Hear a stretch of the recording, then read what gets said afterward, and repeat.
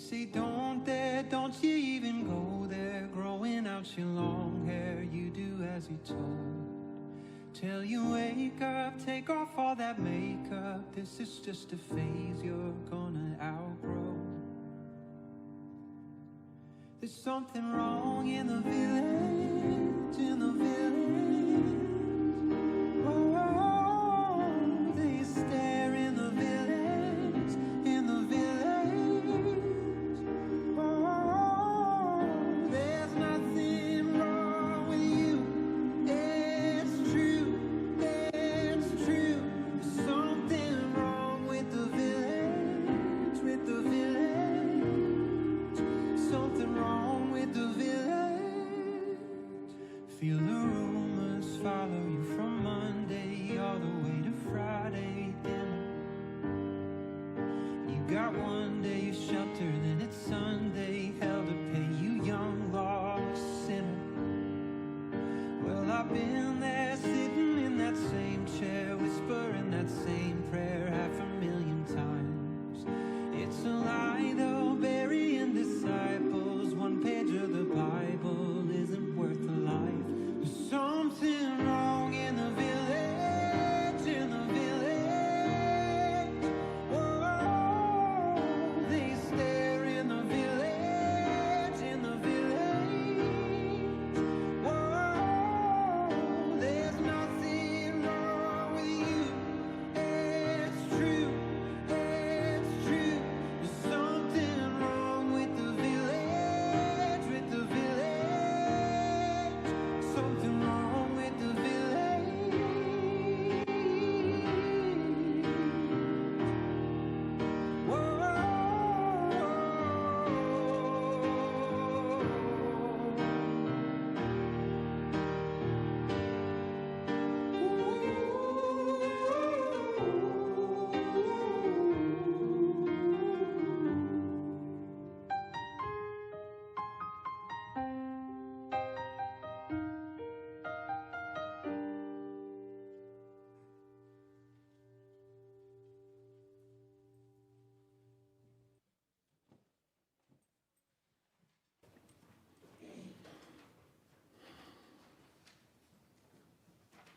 Good morning and welcome to the Unitarian Universalist Society of Mill Creek.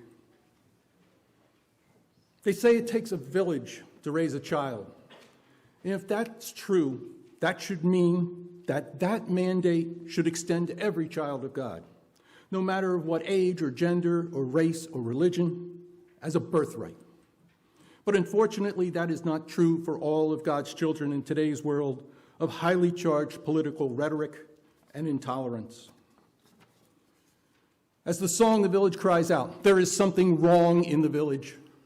There is something wrong with the village. When we have trans folks being killed or driven to the point of despair, where taking their own lives seems to be their only option. Or, perhaps even worse, enduring a life of the unendurable, being forced to face every day while being rejected and persecuted by the very people who should be offering them unwavering care and unconditional love. As you can see, we have some ethereal visitors joining us this morning. I had to bulk up the attendance.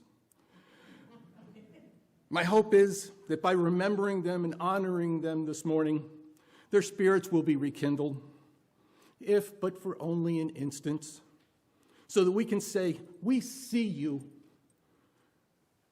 and we hold you in our loving hearts. Our faith, no, our humanity, demands that we offer a home for the Spirit for all who come with an open heart, regardless of sex or gender or sexual preference or race or ethnic background. The core of our faith is love, and offering that degree of acceptance and support to all is our dogma. During the course of the year, members will occasionally tell me this annual service is emotionally challenging. So let me suggest that you think of this service more of a celebration of the victims' lives rather than as a time for mourning. During the Transgender Day of Remembrance ritual, we'll have some time to come together and meet and celebrate their lives. The lives of these transgender individuals have been lost to senseless violence during the last year.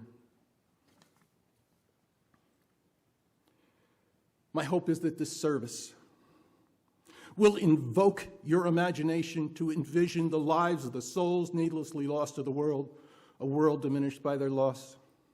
Will provoke a sense of outrage that we have to have a service such as this when all that is necessary to stop the carnage is for everyone to live the golden rule.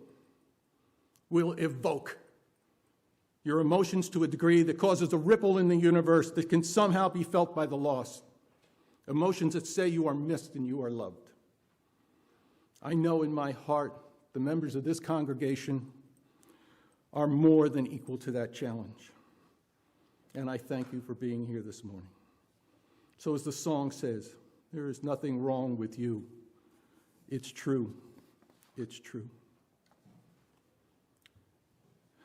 Assisting and producing this morning's service will be Joe Snader covering the Zoom duties for those attending virtually. Vicki Tosh-Morelli will be more than ably handling the video. Adam Kegley will be covering the audio responsibilities. Jay Carabin will be our utility infielder and taking care of our videos. Emma Hull will be leading the hymns. Unfortunately, Carlos won't be with us, so we're going to be doing the hymns on the screen, but we still want you to sing along with the hymns. And Jamie Kegrise and Stephen Peterson will be assisting with the ritual lighting of candles. Our worship associate today is Stephen Peterson, and he'll be assisting in presenting this very special Transgender Day of Remembrance service. And oh, by the way, I'm Diane Hofer, and I'll be leading the service this morning. Before we start in earnest, we have some announcements to share with you as we surge headlong into the holiday season. And so I'll turn the pulpit over to Stephen for a bit.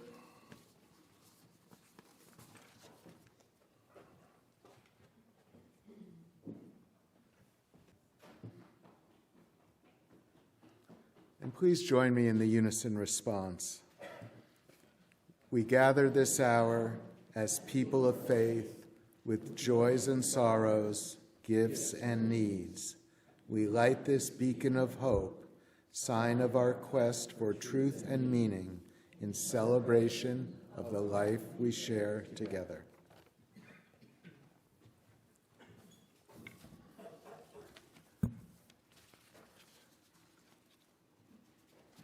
This morning's reading, entitled Every Note, was written by the Reverend Aaron Miller, a transgender individual and a trans advocate who is pastor of the Metropolitan Community Church of Hartford, Connecticut. Every note. Like a note in a song, we are each essential.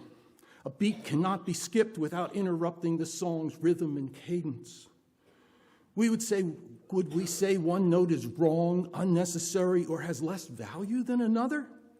When the song is so beautiful that it touches our hearts and compels us to sing along. Different since birth, the transgender experience has been, at times, difficult, isolating, and even painful in a world that does not seek to understand. Arms did not reach for me. No Band-Aids were offered to protect my spirits or heal my soul. I was not accepted as one of the boys, and I definitely was not a girl. I was a note in the wrong song, and I cried out to God, "Why did you create me so differently?" In the quiet of the sanctuary that I had created for myself, something stirred. A still small voice whispered, "You are a note in the song that I am singing." And I answered, "Then why am I so different?" And God said, "You are a beautiful note that creates the harmony in my song. A song that you call humanity. Melody and harmony need each other to create something new and beautiful together. So play your note with joy, my child. You are part of a song that is not yet complete. Look, and you will see hearts opening to this beautiful song. Some are even compelled to sing along. I ask you to have faith enough to trust the songwriter, for you are my beloved, and your note is beautiful and essential to me. Now I'll hand the pulpit back over to Stephen for the covenant recitation.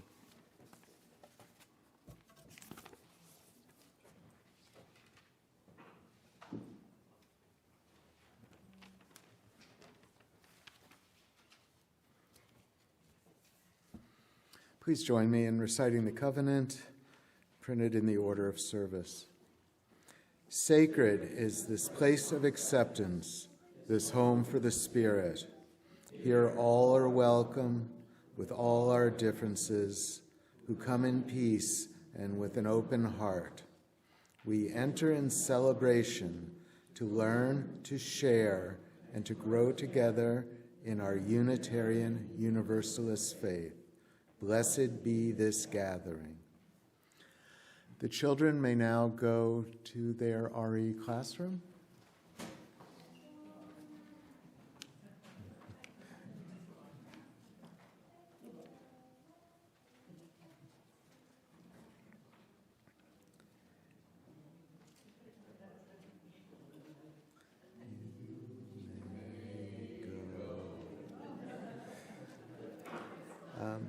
And please rise in body and spirit to sing hymn number 1053, How Could Anyone?